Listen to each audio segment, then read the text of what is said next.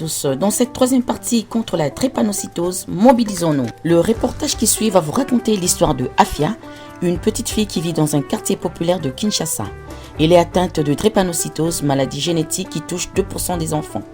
Chaque trimestre, après l'école, elle se rend chez le docteur Kitenge au centre hospitalier de Montcollet qui se trouve à 1h30 de sa route. Bon visionnage. Afia, elle est souvent malade. La première crise, c'était à 7 mois. Je ne savais pas que l'enfant était drépanocytaire. Je l'amène à l'hôpital, on transfuse l'enfant quand le vis est en coma directement. Moi, j'avais de l'espoir, mais les gens qui étaient autour de moi pensaient que l'enfant allait mourir.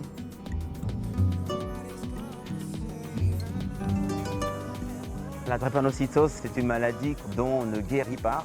Elle est considérée dans les pays où la population est fortement affectée, justement, puisqu'on n'en guérit pas, comme une malédiction. Elle fait l'objet de stigmatisation. Et pourtant, il existe des possibilités d'améliorer la prise en charge.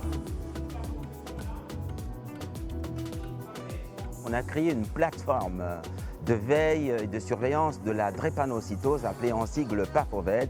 Et cette plateforme permet de travailler en synergie avec plusieurs maternités et plusieurs centres de santé primaires pour à la fois assurer la formation, la sensibilisation, le dépistage précoce et le suivi des malades dans leur propre milieu.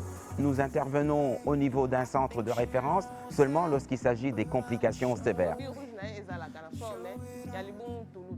La PAFOVED a été l'outil de base qui a permis justement de diffuser cette pratique de diagnostic précoce et de suivi de la drépanocytose dans la République démocratique du Congo et dans les autres pays africains. Quels sont les facteurs favorisants des crises? Les chaleur, la fièvre. En plus de la sensibilisation, nous faisons les dépistages. Et si jamais un enfant est dépisté, SS, nous les prenons directement en charge. Une prise en charge précoce de la drépanocytose évite les complications graves de la maladie. Le dépistage précoce est ce qui est recommandé par l'OMS pour pouvoir détecter à temps ces enfants afin de pouvoir les prendre en charge correctement avant que les complications graves, infections, méningites, septicémie n'apparaissent. Et c'est la garantie d'une meilleure survie de ces enfants.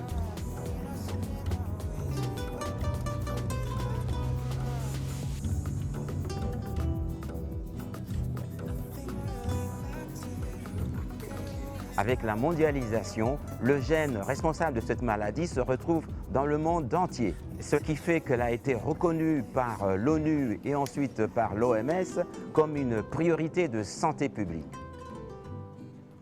Ce sont des actions de plaidoyer très fortes qu'il faut faire pour que cette maladie sorte de l'orphelinat des maladies oubliées, déstigmatiser cette maladie, donner les moyens nécessaires aux pays qui en sont les plus affectés, et aussi montrer que la science est au service de cette maladie et qu'on peut atténuer fortement les douleurs, les souffrances, améliorer le pronostic et vivre sans trop de complications avec la drépanocytose.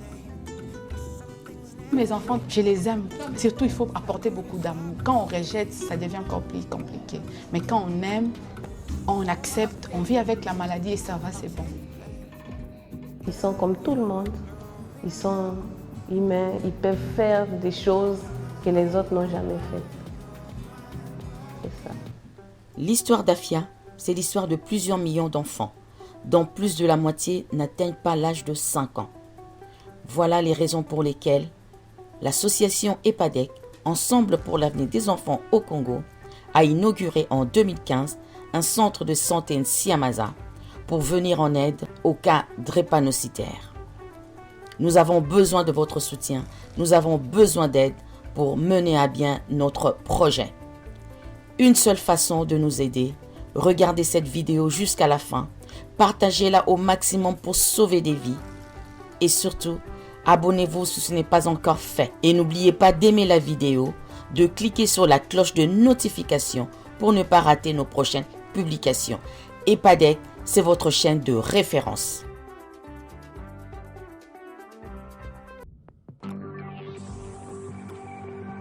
La drépanocytose est une maladie héréditaire du sang transmise par les deux parents.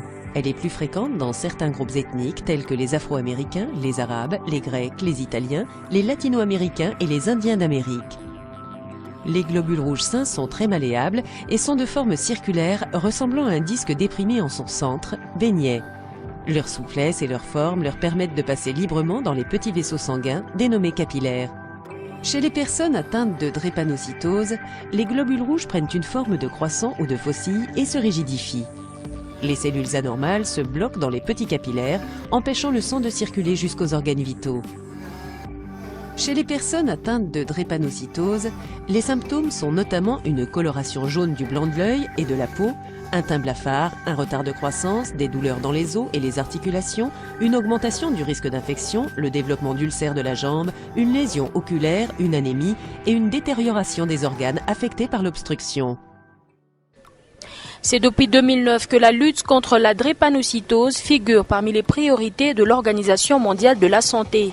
La drépanocytose est qualifiée comme une maladie peu connue du monde, mais elle a déjà affecté 200 000 enfants en Afrique et la République démocratique du Congo compte 50 000.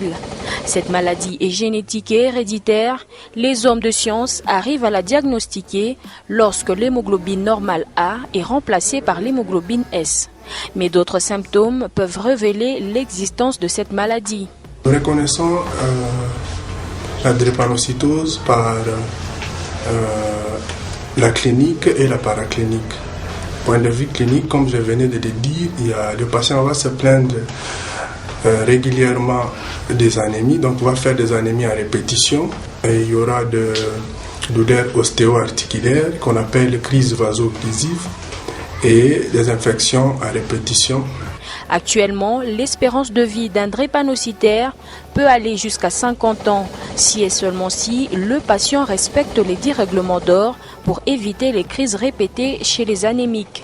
C'est entre autres le respect de l'hygiène corporelle, une bonne consommation d'eau, une bonne alimentation, respecter le rendez-vous chez le médecin, utiliser les moustiquaires imprégnés, faciliter la circulation sanguine, prélever quotidiennement la température et surveiller les couleurs des yeux et des urines.